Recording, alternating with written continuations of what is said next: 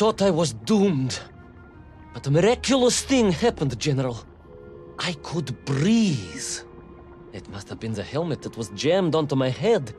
It was a strange and remarkable thing. Some might almost say beyond belief. A narrow-minded fool may indeed, General, but of course you are no Durak. But even as I sank towards the floor of that lost ocean, my journey was about to take me to darker, stranger territory than ever before.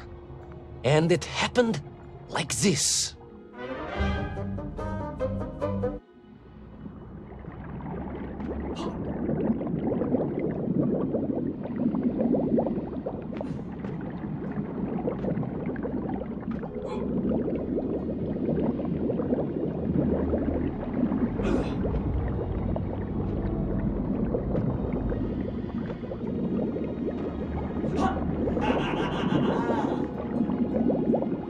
Let me see if I have this correctly.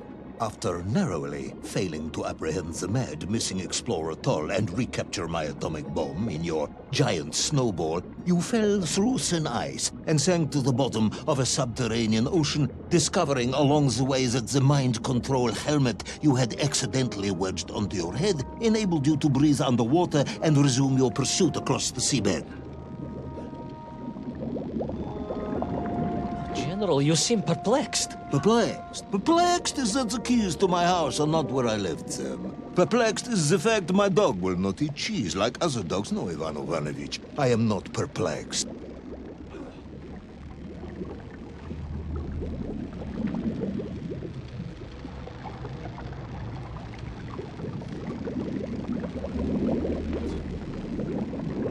Intrigued, then, perhaps? I'm not sure intrigued is the correct term either. Enraged at being taken for a simpleton. Now that, perhaps, is a better way of describing my current state of mind.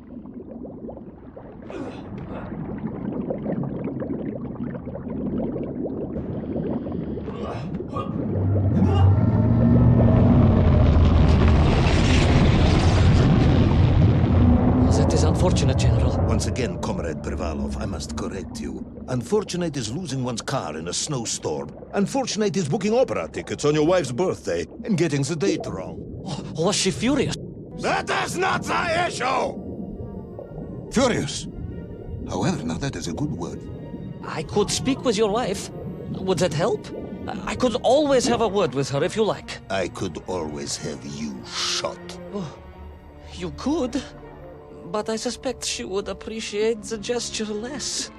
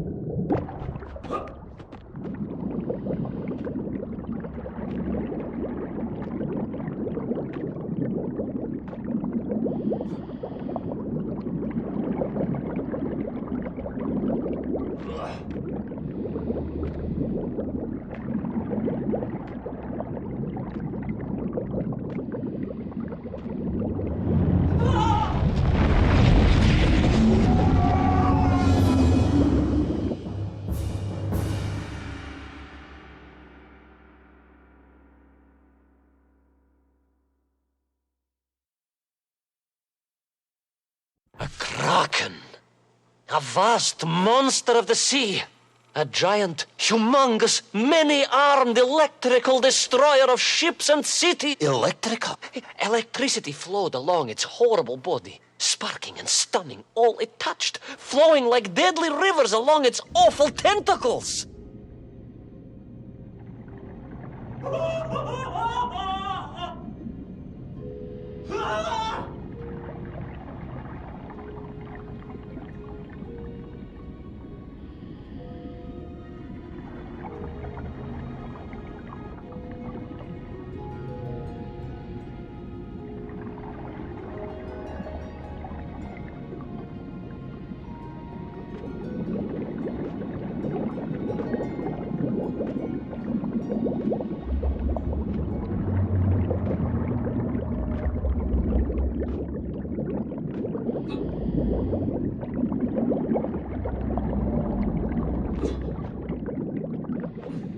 A sobering discovery. Are you suggesting that the vessel simply wandered off course and sank here? That seems unlikely even by your standards. No, General, I only wish that were true. The mighty ship showed terrible scars, signs of having been grappled and torn asunder by some huge and terrible adversary. That is indeed strange and curious. I am troubled by this discovery. Might you almost be perplexed, perhaps? Don't push your luck.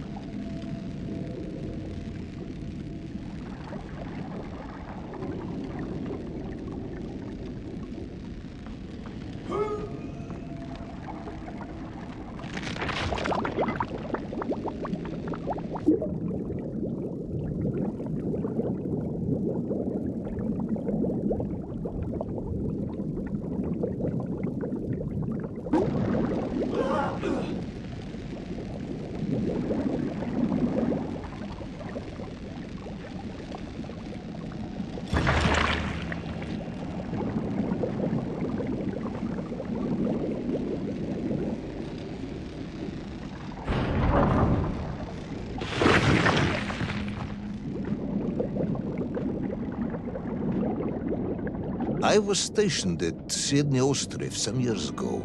I am only too aware of how easy it is for the imagination to create monsters when one is exposed to lonely and dark places. My men required constant monitoring. Much like my cousin Pavel. He was also stationed at Ostrov? No, he required constant monitoring. He was a devil for stealing eggs.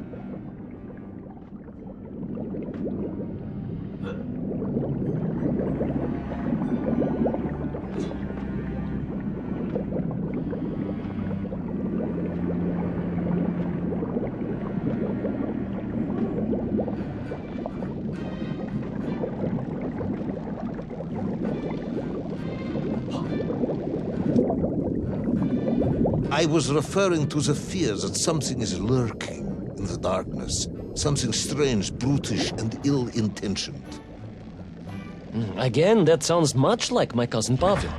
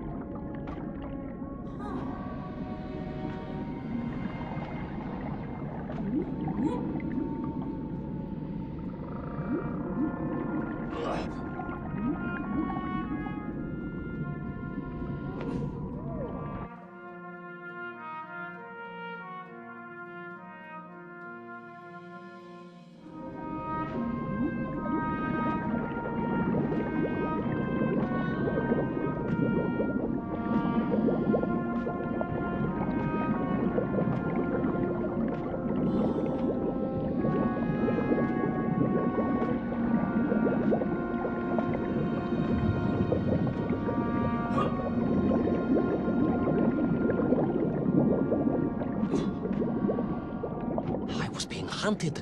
There was no doubt about it, and escape was all I could think about. Naturally. That and duty. Duty? Yes, General. After all, I had a bomb to recover from that villain Toll. How clever of you to remember that.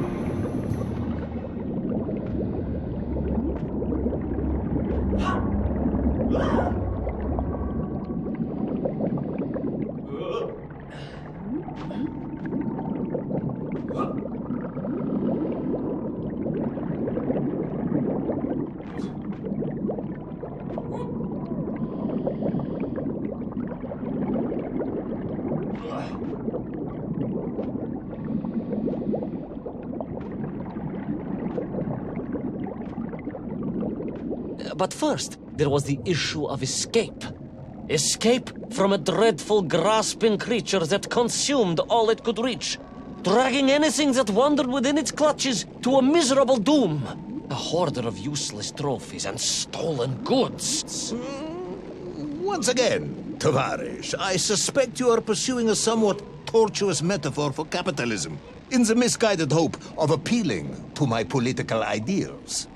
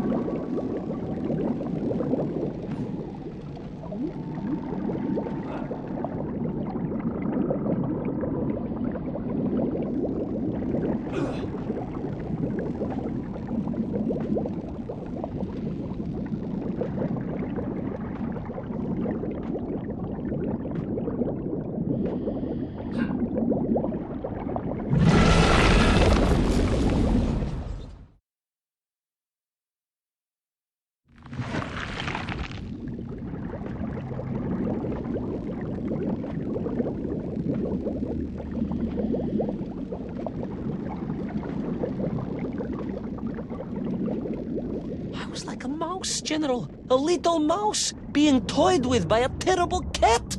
Rather a wet mouse.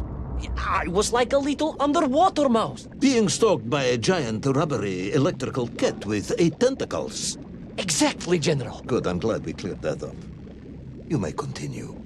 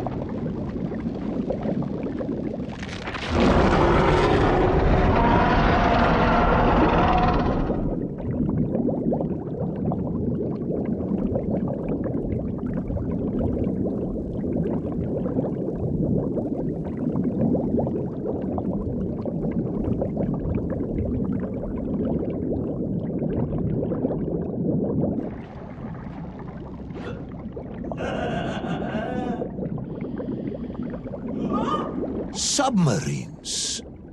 You didn't mention submarines before. Didn't I? Why? No, Naverne, General. Of course, submarines. Millions of them. Well, Several, at least.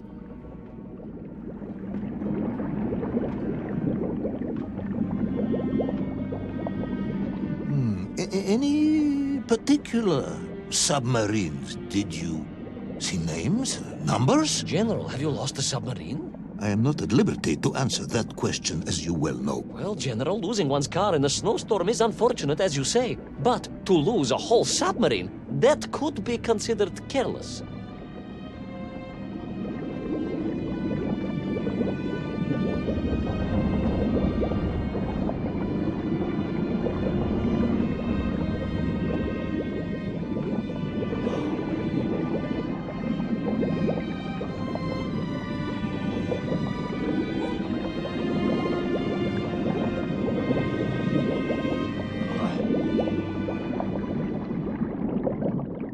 And you are certain it was M. de Vesci Pidishat. Well, that was painted on the hull, so I can only assume so.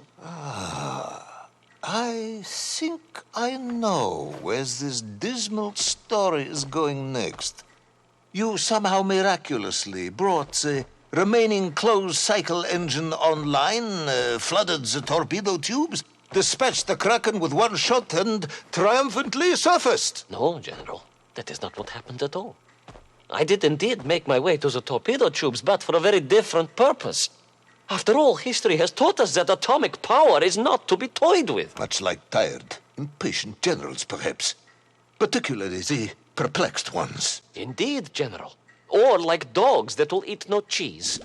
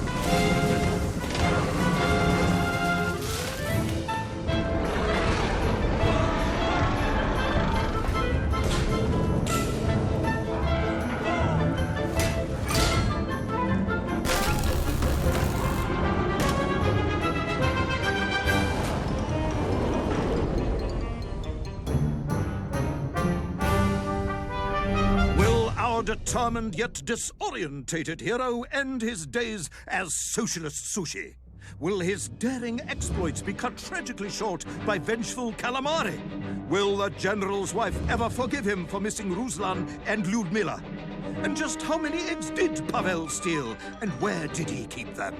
All of these questions and more may or may not be answered in the next exciting episode of Little Orpheus!